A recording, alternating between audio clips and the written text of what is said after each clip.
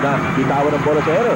At ito si Belichick, talaga naman sinugod yung bola. Outside for Ravens.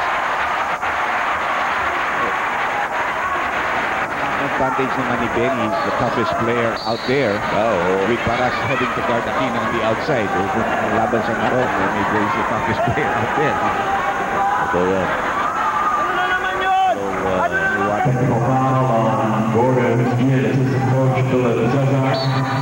Uy, natawagan din pati si Coach Jaworski ni Referee Baldeser. You throw him out! Dalawa.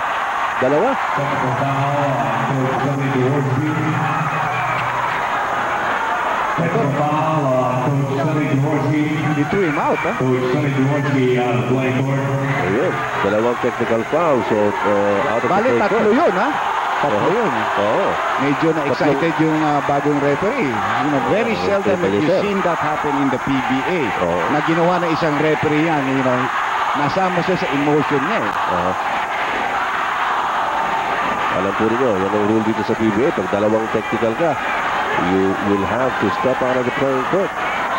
Medyo napigla yata yung referee na yun. Tatlong technical foul yung sunod-sunod na tinawag yun. Oo, isa kay Philip Cesar, dalawa kay Robert Jaworski Sr. And Sonny will have to leave the floor. Those are the rules.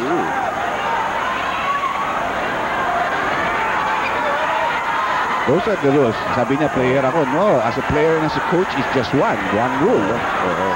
Applies to him both as a player and as a coach. This is the first time, matagal ko nang hindi nakikita na pero si referee Baldeser po tumawag ng dalawang technical na yun. Ayun, panabas na si Coach Jaworski.